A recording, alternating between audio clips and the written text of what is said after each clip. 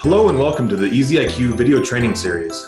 My name is Chad Cleveland, founder and lead developer of ezIQ. In this video, we will be talking about how to add a new contact to ezIQ. From the home page, find the new contact button that's green near the top of the page, or from any page, there's a new contact button at the top of the page next to the plus button. We'll click either of these buttons, which will take us to the add a new contact page. We'll start by adding the person's name, and this is actually all that is required on this page. So if it's just a person, we'll leave it at that. If it's a business, we're going to add their business name.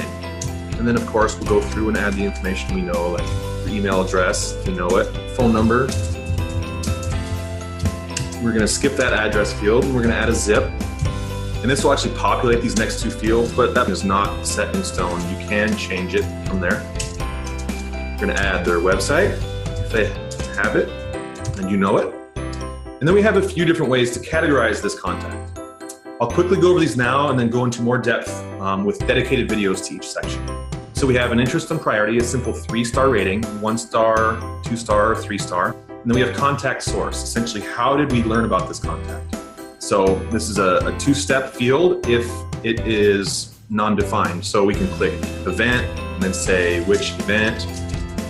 We can say website and say which website. We can click referral and we can say who referred them. So it's a dynamic field where first you choose the prefix and then you can type the details after that. Additionally, you can create contact sources that allow you to simply click here and have the whole thing fill out. So if you find yourself getting a lot of contacts through your local Chamber of Commerce, you can add Chamber to that list, or you can add a detail to your website. Whatever that looks like, you can customize this list to whatever you need. Next is contact status. This is basically the stage of the customer lifecycle. The typical customer lifecycle goes from lead, which is basically data, just raw data, a name and a number, or a name and an email. And then we have prospect, somebody who you've conversed with a little bit and has exhibited a certain level of interest in your products. And then customer. Customer is pretty obvious, right? So we're going to deem this contact a prospect. Next is type. So type can be one type. So let's say this is a real estate client and they are a buyer. Or it can be multiple types, they're a buyer and a seller. Or let's say we are in network marketing and we've just met this person and they're interested in using the products.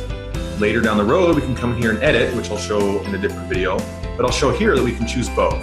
So later we can find people who are product users or business builders or people that are both. So you can actually add as many as you'd like to this field. Maybe they're a dentist and a doctor and a product user and a business builder. Whatever that looks like, you can add as many as you need. The next section here is the value and opportunity field.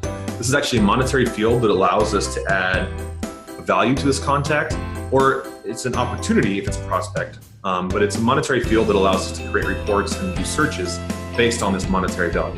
So it's based on an annual or a total value. So if you know that they're gonna bring in about $54 a month, you do this calculation right here and it will give you the annual value. So you can copy and paste it into that field above.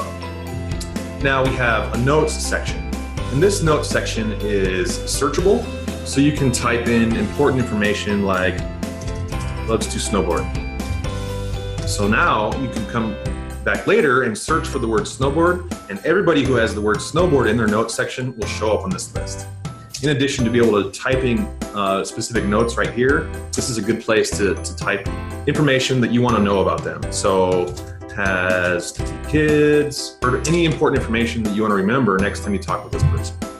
Additionally, you may find yourself typing the same note over and over in this field, so we have an opportunity to quickly add notes to this section. So you click here, and you can say, you know, one of their primary wants for doing business with you is to improve their health.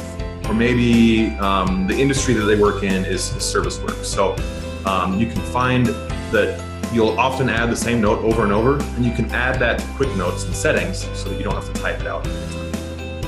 This next section is customer notes, and this is a great place for username or account number.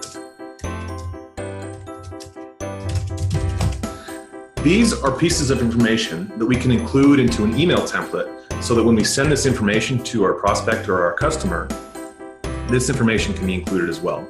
Now, this quick link down here allows us to copy this to our home screen on our smartphone or our bookmark list on our browser so that we can quickly add contacts or to-dos or notes without actually having to log in. I'll go over this in more detail later, but that's what this is now.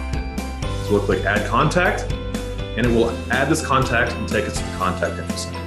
Thank you for watching this ezIQ training video. For more help and support, go to eziq.us/help. ezIQ, think easy.